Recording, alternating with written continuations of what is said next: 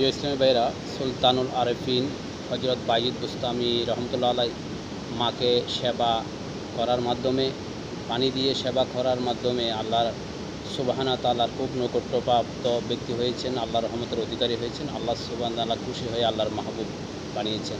তাই ইসলামী ভাইরা, আমরা তো আল্লাহর আউলিয়া হতে চাই। কোরআনে আল্লাহ বলছে, যারা আল্লাহর বন্ধু হবে তাদের কোনো ভয় নাই, কোনো পেরেশানি নাই, কোনো চিন্তা নাই। ইসলামী ভাইরা, আমরাও চাই যে আমরা যেন আল্লাহর নৈকট্যপ্রাপ্ত ব্যক্তি হতে পারি, আল্লাহর আউলিয়া হতে পারি। তাহলে আমরা সকলে চাই, যদি সকলে আল্লাহ সুবহানাহু ওয়া তাআলার খুব নিকটতম ব্যক্তি হতে চাই, আল্লাহর বন্ধু হতে চাই, তাহলে আউলিয়া কেরামদেরকে আমাদের অনুসরণ করতে হবে। কোন প্রসেসে গিয়ে ওনারা আল্লাহ পর্যন্ত পৌঁছে গেছেন, আল্লাহ সুবহানাহু ওয়া তাআলা তাদের প্রতি বেশি খুশি হয়েছেন। তাই ইসলামী ভাইরা, আমাদের যাদের মা আছে, বাবা আছে, বৃদ্ধ মা বাবা আছে বাড়িতে, তাদের জন্য পানি এখন খুব বর্তমানে আবহাওয়াটা খুব ভয়াবহ অবস্থা, গরমের তীব্রতা বেড়ে গেছে।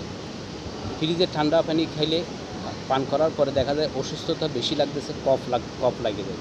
সেই জন্য দেখেন, আপনি এভাবে একটি পানি বোতলের মধ্যে, দেখেন একটি পানির বোতলে ডেনিম ফেব্রিক দিয়ে আপনি একটু ঢেকে নেন, এরপরে পানি দিয়ে এটাকে ভিজিয়ে রাখেন, তাহলে দেখবেন বাইরের যে উষ্ণ তাপটা বোতলের মধ্যে লাগবে না, আর পানিগুলো খুব ঠান্ডা থাকবে। আপনার মা, বৃদ্ধ মা বাবা খেয়ে খুব শান্তি অনুভব করবে। তখন মায়ের ধোয়াটা আল্লাহ সুবহানাহু ওয়া তাআলার দরবারে একেবারে সোজা আল্লাহ সুবহানাহু ওয়া তাআলা কবুল করে নেন।